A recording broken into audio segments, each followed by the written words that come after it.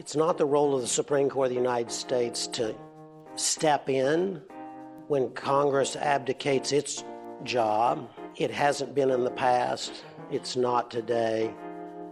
And today especially, it must not do so. Because today, the president has forced a collapse of the separation of powers in the United States of America by brute force. There is no separation of powers in our country at the moment.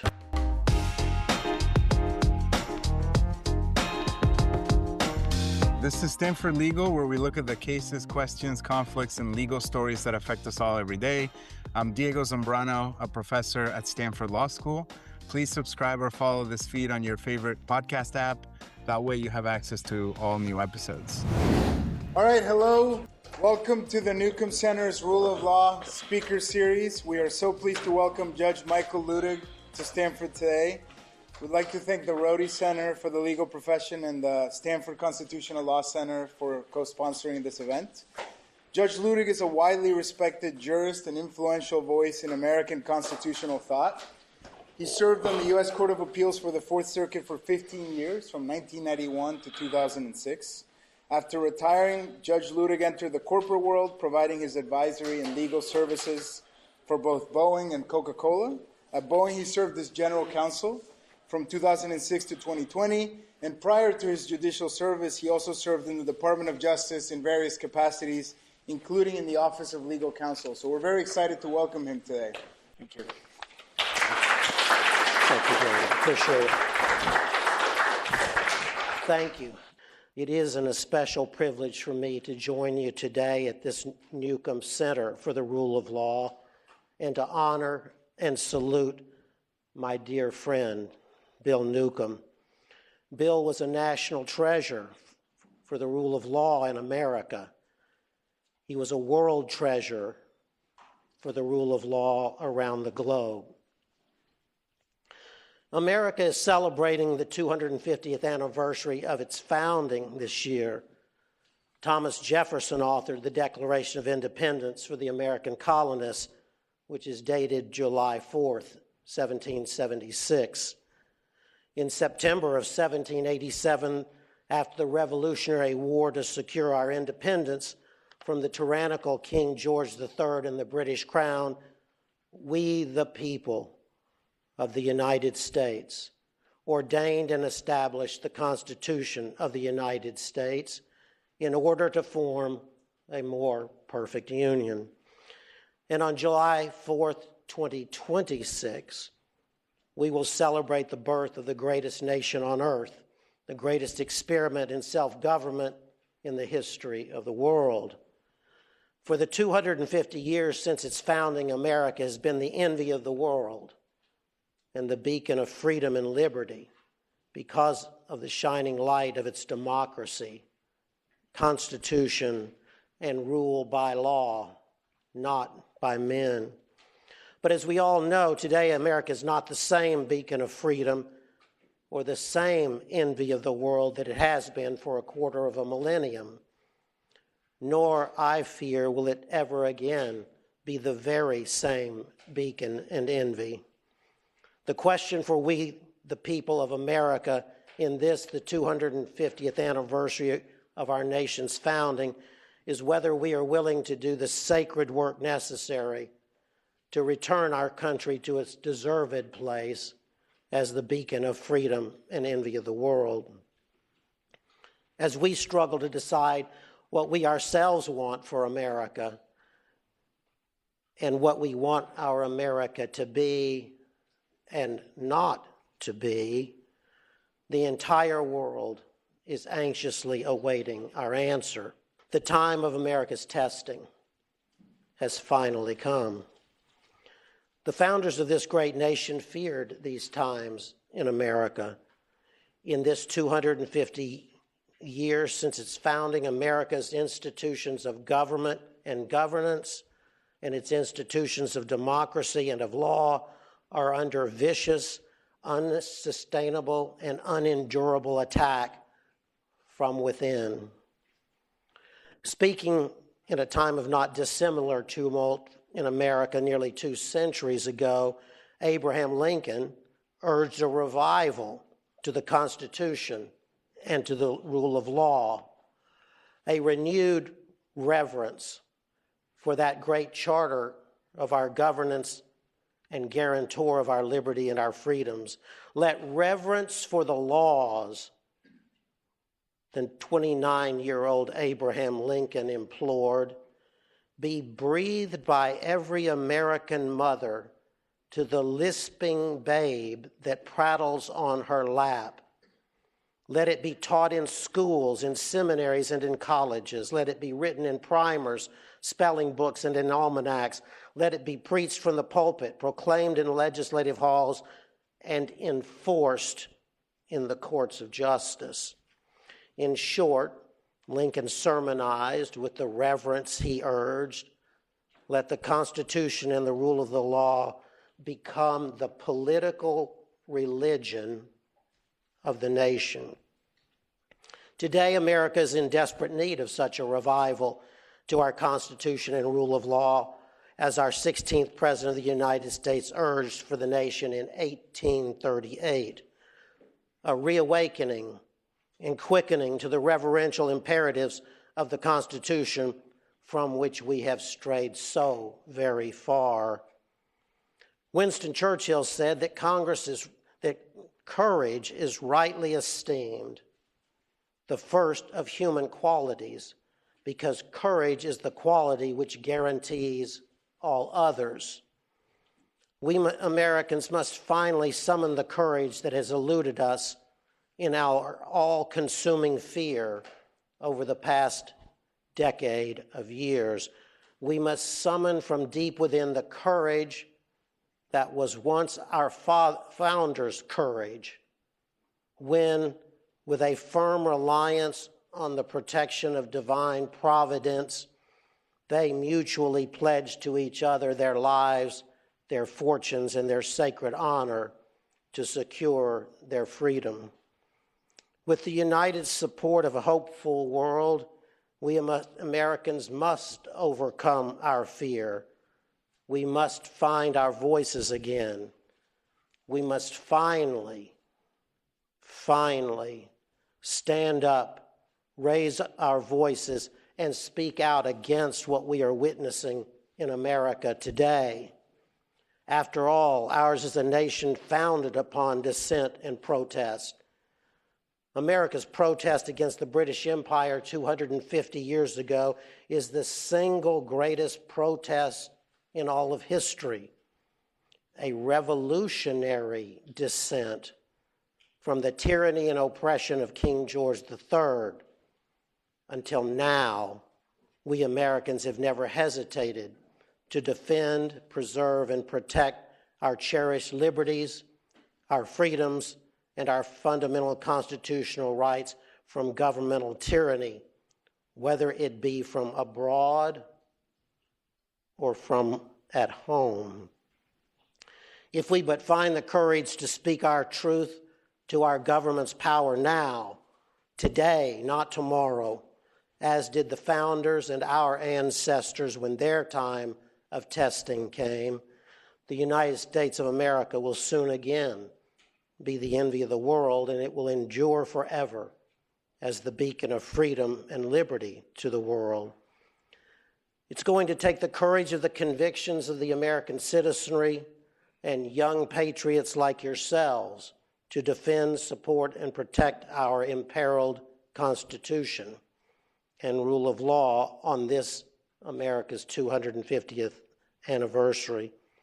Then, once we have finished this task at hand, we must finish the great task that yet lies ahead of us, 250 years since our founding. We must refound America again.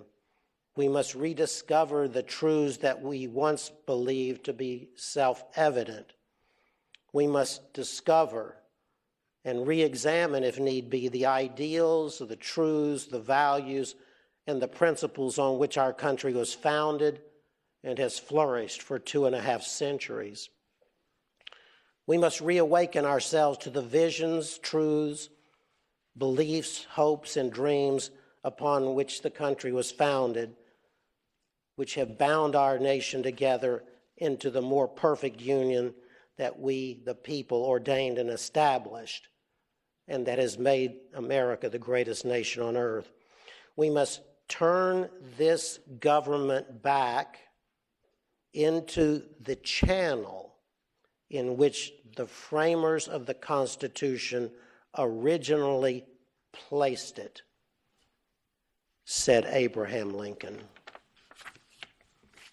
We need to shore up and reinforce the bulwark of our faltering democracy and law and refortify the institutions of our law and democracy. Preserving virtuous institutions is its own noble purpose, David French put so well. And as we refortify and re-strengthen our sacred institutions of law and democracy, we need to inspire among our citizenry a reverential revival to the Constitution and to the rule of law. Above all else, America is a government of laws and not of men. We are desperately in need of such a revival. We simply have no other choice than to pass with flying colors the test laid down for us by our ancestors to ensure that this nation, so conceived in liberty and dedicated to the proposition that all men are created equal, will long endure. Many of you here today are soon to be members of the profession of law. We in the law belong to one of the most honorable and honored, the most noble and nobilified, and the most venerable and venerated of professions.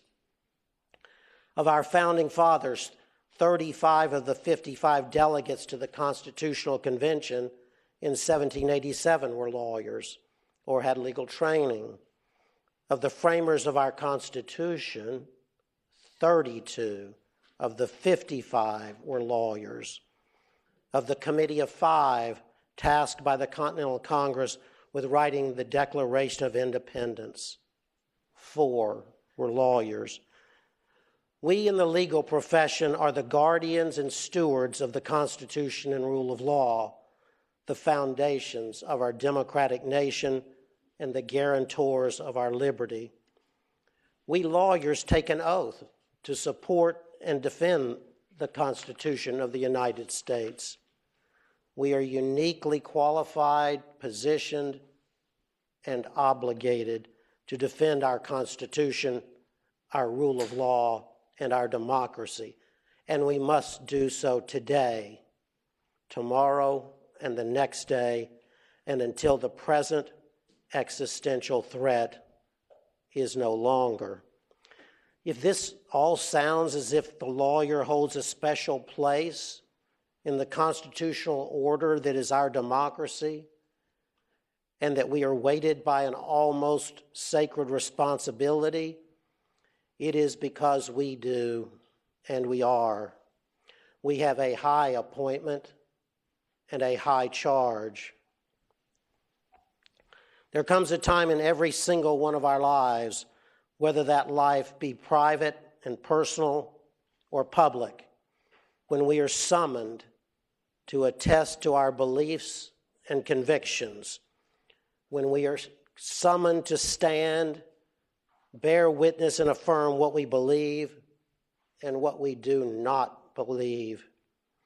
This moment of truth and decision is our moment of calling. And the decision that we must make in that moment always comes at personal cost. When our call comes, if we answer with the courage of our convictions, we are heroes. Whether we be heroes to our families, to our friends, our loved ones, our communities, or heroes to our country. We call those in public life and in public service heroes who, when summoned, stand, affirm, and act to preserve and protect all that we cherish and hold dear in America. We honor these men and women as heroes because when their time comes and they are summoned, they rise, they speak, and they act without having to decide whether to do so. For them, there is no decision to be made, for they made their decision long before. When their time comes, these heroes stare down fear, often profound fear, already knowing what they must do and what their sacrifice may be. We bear witness to and we affirm the heroism of these heroes in order that heroism will be forever encouraged in a world in which there are vanishingly few with the strength, the courage, and the will to speak and act when they are called upon. That is, in a world where there are fewer and fewer heroes. Students of Stanford University Law School, one of your moments of calling has come. Perhaps it is the first, but if it is, it almost certainly will not be the last. You are being summoned, as are all of us Americans, to stand, bear witness, and affirm that you believe in America and that you believe in our Constitution and our rule of law and that you believe in our democracy. You and we, as members of the noble profession of law, are being summoned to stand and affirm that we will honor the oath that we took to preserve, protect, and defend the Constitution of the United States. I challenge and entreat you today to commit and recommit yourselves to the Constitution and to the rule of law, to pledge yourself to these and to their protection and preservation. I challenge you today to vow that it will be the law that triumphs over politics and not politics that triumphs over the rule of law. If you do this, you will have risen to what is your high calling to ensure that America remains a nation of laws, not of men. I leave you with the reminder of these inspiring, prophetic words from Thomas Paine, writing in his revolutionary pamphlet Common Sense in 1776. But where, say some, is the King of America? I'll tell you, friend, he reigns above and doth not make havoc of mankind like the royal brute of Great Britain. Let a crown be placed thereon, by which the world may know that so far as we approve of monarchy, in America, the law is king. For as in absolute governments the king is law, so in free countries the law ought to be king, and there ought to be no other. But lest any ill use should afterwards arise, let the crown at the conclusion of the ceremony be demolished and scattered among the people whose right it is. Our task is great and noble, and the hour's late. Godspeed, students of Stanford Law. Thank you.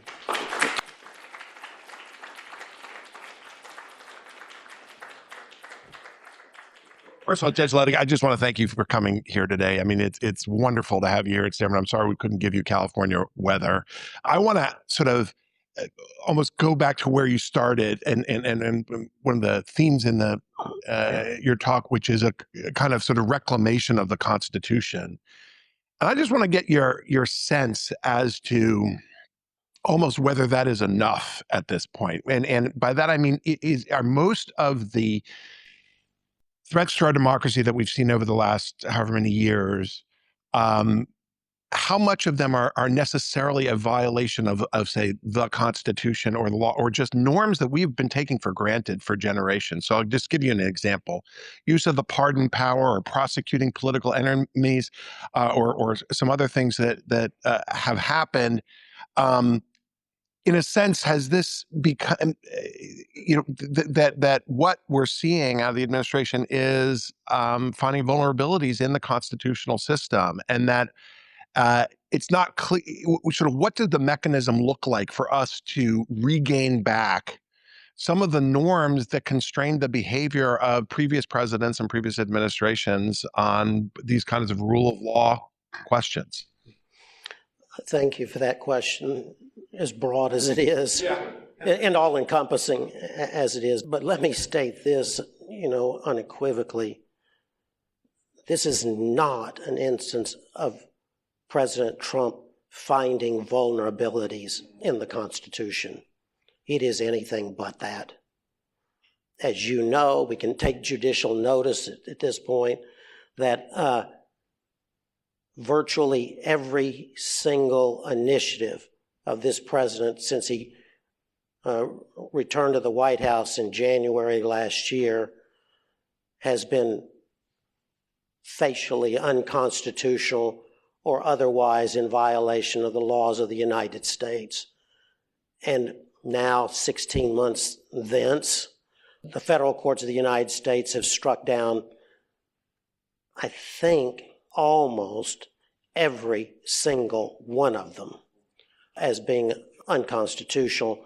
And of course, my friend Michael McConnell was the driving figure behind the Supreme Court's invalidation of Donald Trump's unilateral and unconstitutional tariffs that he wrought upon the entire world. In fact, I guess I owe everything that I know to Mike McConnell, but The Atlantic asked me to write a piece on the first 100 days of Trump's, term of office last year, and I chronicled all of the signature initiatives of his administration at that point, which essentially were all of them to date.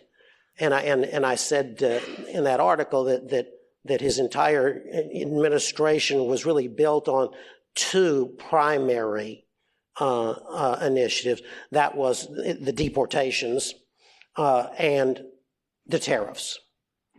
I have come to say recently that he had to prevail on the tariffs, or he had to force Jay Powell out of the chairmanship of the Federal Reserve Board if he were ever going to succeed in his presidency, it having been defined as the tariffs, the reckless tariffs, and the deportations.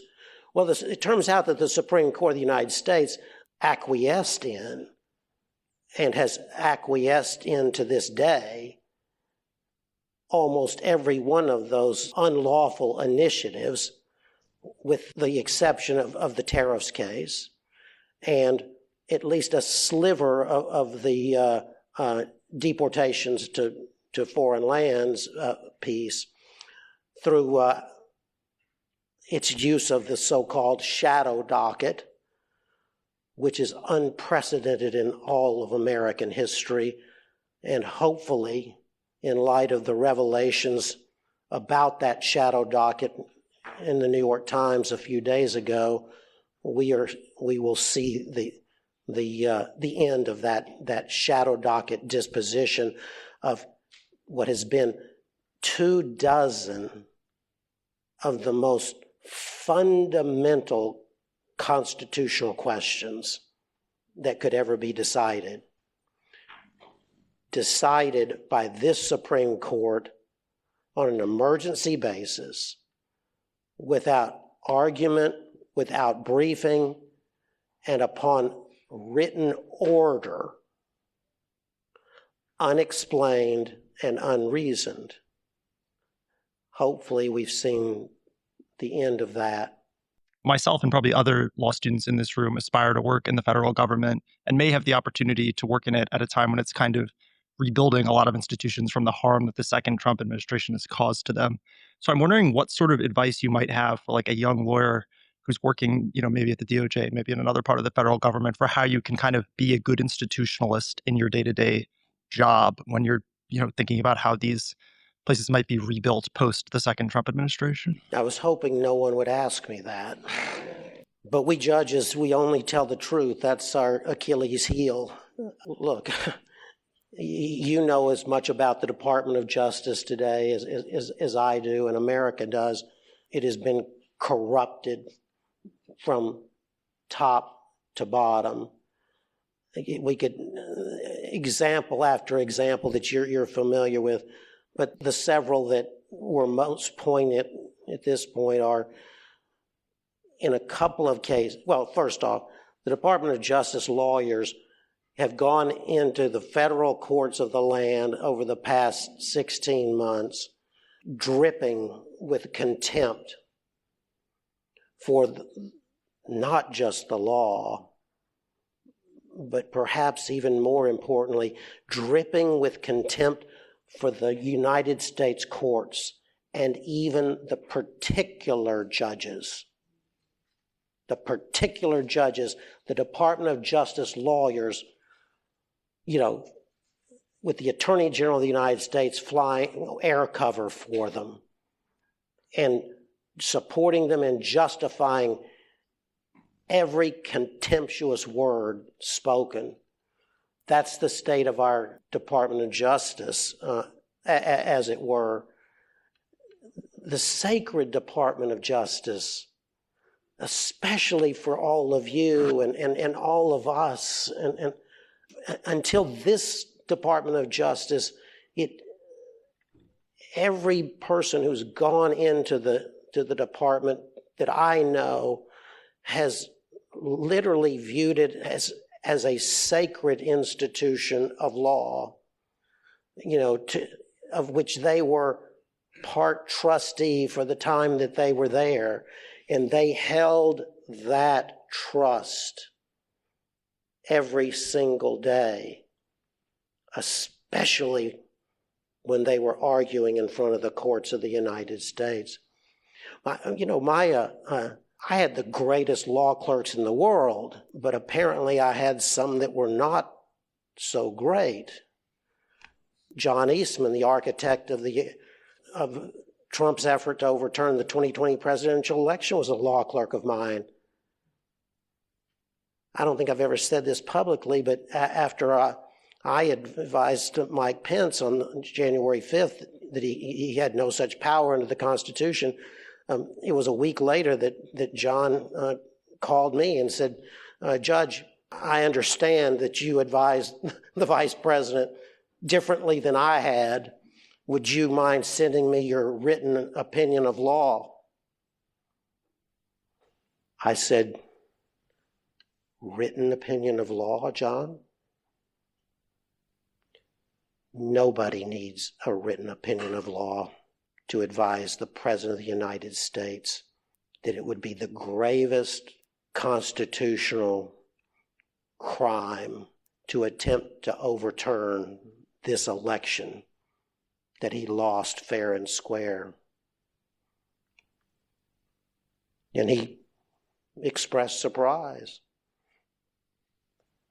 Well, when I testified before the January 6th committee a year or two later, I heard a voice that I recognized, and I turned to the podium, hundreds of cameras in your face, and this voice said, Mr. Luttig, I have this question for you. On the screen are Mr. Eastman's analysis for the president overturning the election.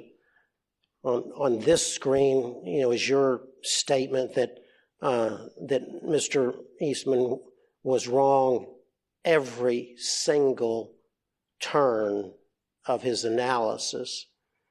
And this booming voice said, could you explain to the American people what you meant by your statement? And I turned to my law clerk, John Wood, And I said, Mr. Wood, I meant exactly what I said. And Mr. Wood said, I don't have any more questions for you, Judge Luttig. He called me immediately after, and I had something to say to him about asking such an asinine question in front of the world. But my other clerk is currently the Solicitor General of the United States. The New York Times called me about a month ago and said, Judge, would you ever have a comment? We're doing a profile on your clerk, John Sauer.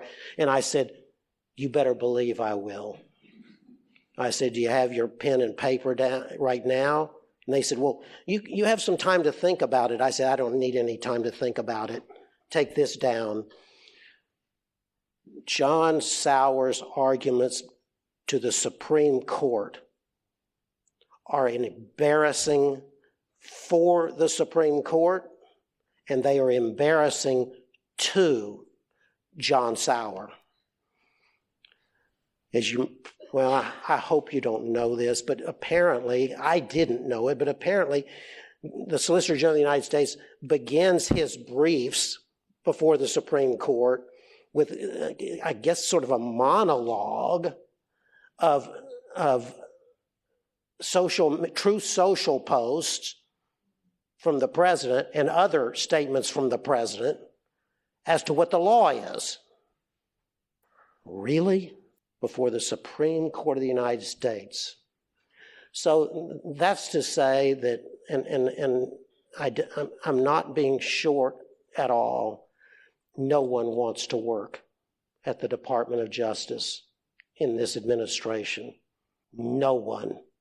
Every lawyer who's there today, no matter, their thoughts, but especially if they oppose all of this corruption, they should walk out the door.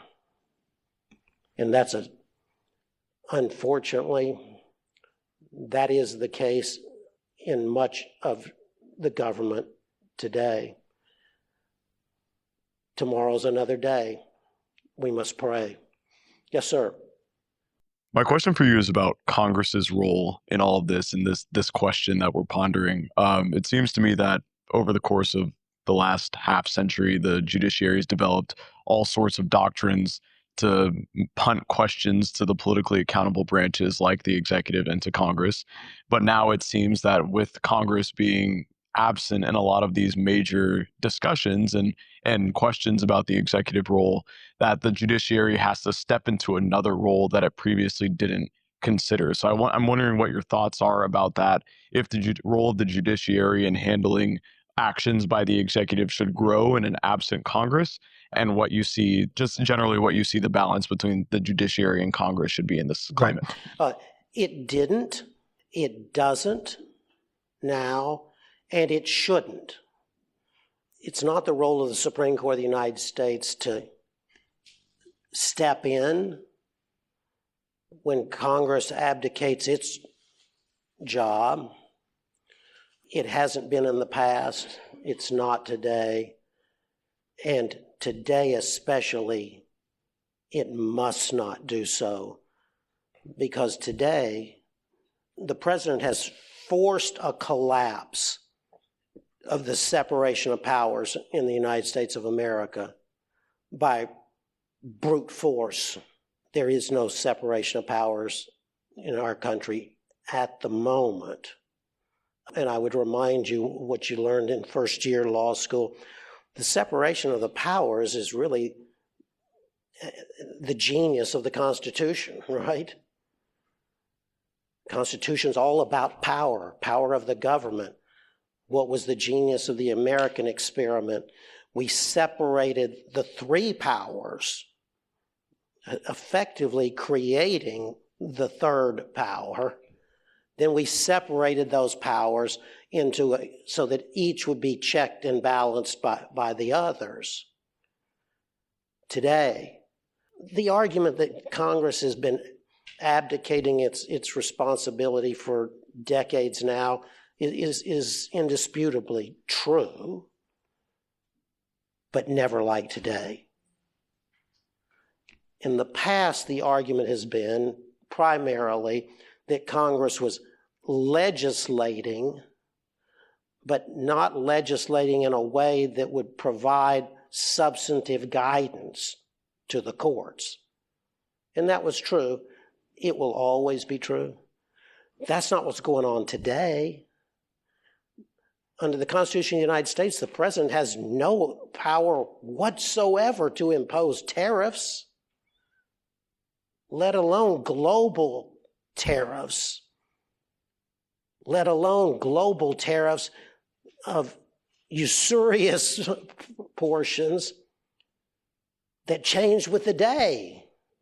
He has no power at all. That's why the Supreme Court struck down what he's done. The only and very, very limited power that the president has to impose tariffs is in an emergency situation. Think an invasion by a foreign country, an attack on a foreign country. And then, by statute, that power is very limited in scope, kind, degree, and duration. The President of the United States knew that when he ordered the imposition of the tariffs. War. Michael and I have been on the inside in many of the discussions of war and the war powers over the past 50 years. There's the Constitution contemplates really a continuous tension because it supposes that no president would ever actually go to war, commit the United States to a full-fledged war without Congress. Well, that supposition was good for 250 years. And then Donald Trump, who we now know had no earthly idea what he was doing. He couldn't articulate any objectives, much less the objectives. He thought he would, that we'd be at war in the Middle East for a couple of days. He thought he could, send a bomber or two, and make a strike or two. We're out, there's peace in the Middle East. Well, we're, after 2 months, I read this morning, like you did, that the peace talks have now broken down for the umpteenth time, and the vice president has delayed his trip to for further negotiations. And the world is on fire. And the Congress of the United States, I'll tell you what, when I first went on television, someone, Linda Greenhouse's, husband, wanted me to write a piece on the war power, and so we did. And I got Senator Danforth and Dick Gephardt to join us, saying that this war's unconstitutional. Well, then I had to go on TV, and the first thing I said, look, this is a war under any definition of war. I said to the audience, though, but don't take my word for it. The President of the United States is out there saying every day, this is a war. The only people that are saying that it's not a war, it's a mere skirmish, is the Congress of the United States of America. Now we're facing a full-fledged war in the Middle East, and the Republican Congress has refused to take a vote on that war. That's unforgivable under the Constitution of the United States. Yes, sir. Just reading the news, there appears to be so much illegality happening that's going unpunished, from corruption to abuse by federal law enforcement. I'm curious if we ever have a future Justice Department that's committed to the rule of law. How do we balance concerns about cycles of retribution with the demand of the rule of law that like cases be treated alike and that illegal conduct not go permanently unpunished? I'll start this way.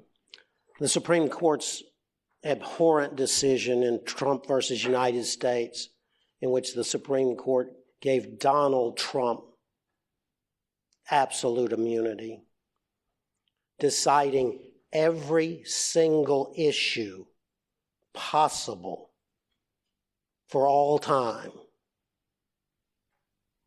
except the one issue the court was presented with, which was whether Donald Trump could be criminally charged for trying to overturn the 2020 presidential election.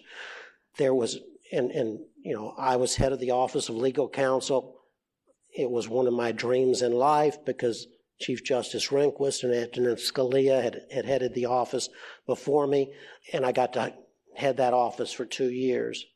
I am confident that for 250 years before that decision, there was not one single word written or spoken in the law by courts, by judges, by scholars of the law, by constitutional scholars.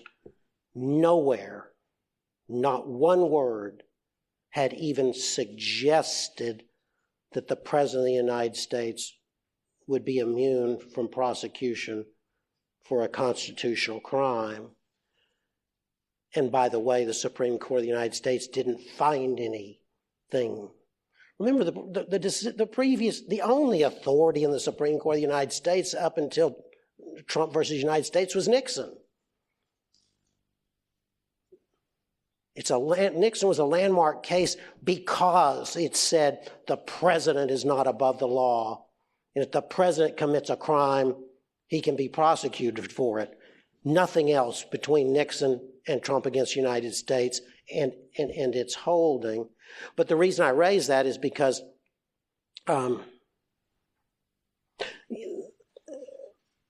much of the Supreme Court justices' quote arguments or responses to questions, and I think included in the opinion, though I'm less sure of that, is this idea that they were concerned about this endless cycle of retaliation, president to president, president to president.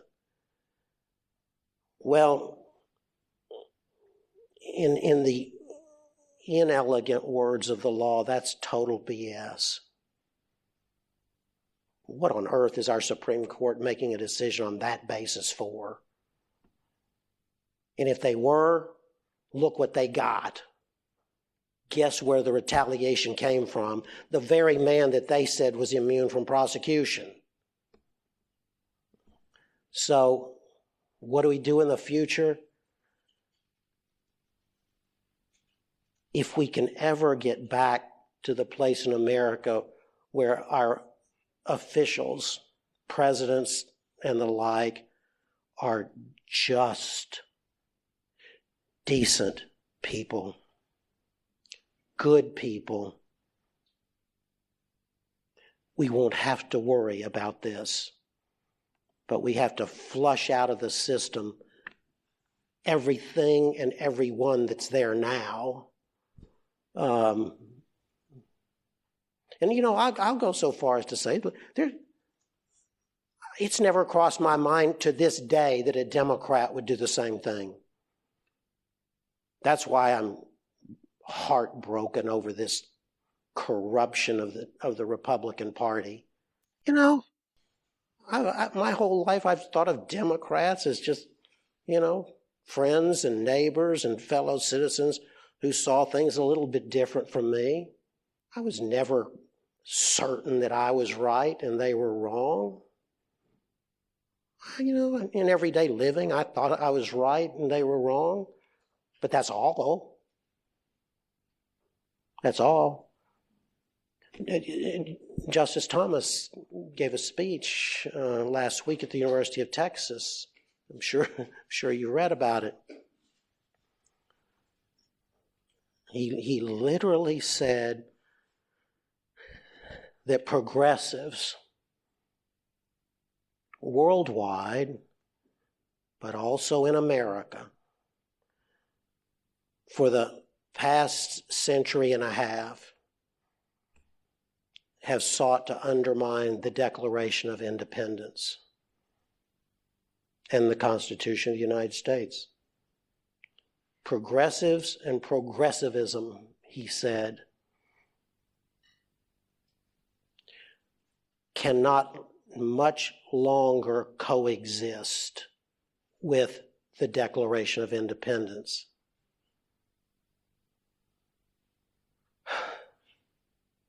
Really? Well, I just couldn't not respond to that. That was a rallying cry for the battle for America that lies ahead. And so I went on Nally Velsh's Sunday morning from the airport hotel over here, and then yesterday I posted, or day before, no, yesterday, posted on Substack a fuller explanation of the historical analysis that Justice Thomas had just. This was an hour-long speech. This was the speech of his lifetime. Whenever you have this kind of sweeping immunity and elevated power as interpreted by the Constitution, it's like a loaded gun laying around. I am actually a Democrat with a capital D as well. I don't want to leave this laying around for the next president of whatever party. And I believe for a long time that we couldn't get any constitutional amendment at all. It's virtually unimaginable. But I'm beginning to wonder now if the next president, actually of whatever party, asks the country and the Congress to restrain his or her own power with a certain very circumscribed set of constitutional amendments. For example, requiring that any presidential pardon be approved by the Congress, maybe even by a special majority in order to take effect. And secondly, for example, overturning the Supreme Court ruling on presidential immunity and explicitly stating in the Constitution that the president can be held criminally accountable. What do you think about a limited set of constitutional amendments to fix, if I can put it this way, the mess that the Supreme Court has given us? Yeah, great question, Lovett. I don't favor a limited set of anything like that. President Biden, as you know, proposed a constitutional amendment to overturn Trump versus United States, and I publicly supported it. Among the many problems with a limited set, of course, is that you could never get any of them, ratified into the Constitution. With the current Republican regime, which is going to last for the rest of my lifetime at least. But even if you did, this Supreme Court wouldn't have anything of it. They made short shrift of the law of the land, which is that no man is above the law, especially the President of the United States. They made short shrift of that. These people, it would be no challenge at all if they were confronted with a limited restriction on presidential immunity. The first thing they would do is argue that they would hold that limited immunity doesn't trump versus United States immunity. Back at the time when it was believed that Donald Trump had pardoned himself before he left office, the Washington Post asked me to do a piece on the pardon power and self-pardon. I had never looked into the issue, but I agreed to, and I ended up writing an essay for the Washington Post saying that there is no such thing as a self-pardon power resident in the President of the United States. But, like I'm like you and everyone else, it's everything, If you said, okay, let's attack the pardon power today, I'd say, are you kidding? That's like number 25 on the list. He's going to pardon all these people. There's no question at all. It's great to see you. I can understand actually why it is that the Congress may be fearful and subservient given the nature of the electoral process right now. I can understand why John Sauer might have a form of Anders brief in reading all the Truth Social quotes. But what I don't understand is why the Supreme Court has, to use your word, acquiesced in this. And I wondered if you'd share some thoughts on what you think is going on with the court right now and whether that's likely to change with the current composition of the court. So at first, I would say to audiences, look, I don't know. It's either out of fear or favor. It's almost impossible for the reasonable mind to believe today that it's out of fear and not favor. I've been gravely concerned about this shadow docket, and I've heard from hundreds of retired judges and an undisclosed number of sitting federal judges who have just asked me to do something about it. Because, this is the stuff of law school study right this moment. The lower courts will, invalidate an action of the Trump administration with, a 30, 40, 50-page unassailable opinion of constitutional law. Trump immediately appeals it and says that there's an emergency. Listen to this. There's not been one single emergency. Not one. Not even arguable. Supreme Court stops the lower court decision from being implemented and then takes that emergency appeal into the bosom of the court, and it comes forth within a week or 2 weeks with a very fancy order. It says on there, order, Supreme Court of the United States. The decision below is hereby stayed. It is so ordered. I just ask you to think how you would feel if you were the lower federal court judges. And by the way, not that this should matter, but Donald Trump and his attorney general then crucify the lower federal court judge for having written the decision. The Honorable James Boasberg is a case in point. And the Supreme Court lets Judge Boasberg and all the other judges hang out to dry. But it's worse than that. One of our Supreme Court justices, joined by another, has contemptuously addressed the lower court judges. Listen to this. For not following the Supreme Court's order. The order as to which there is not one single word of reasoning or explanation. The lower federal courts in the United States have honored their oath to the letter for the past 16 months. But they've done so not just without the support of the Supreme Court, but in the face of Supreme Court affirmative action against them. Go back and study. If you study nothing else for an hour or two, study this shadow docket disposition. This I have called is a crisis within the Supreme Court of the United States at the very moment when the country needs the Supreme Court more than ever. The Supreme Court is not just AWOL.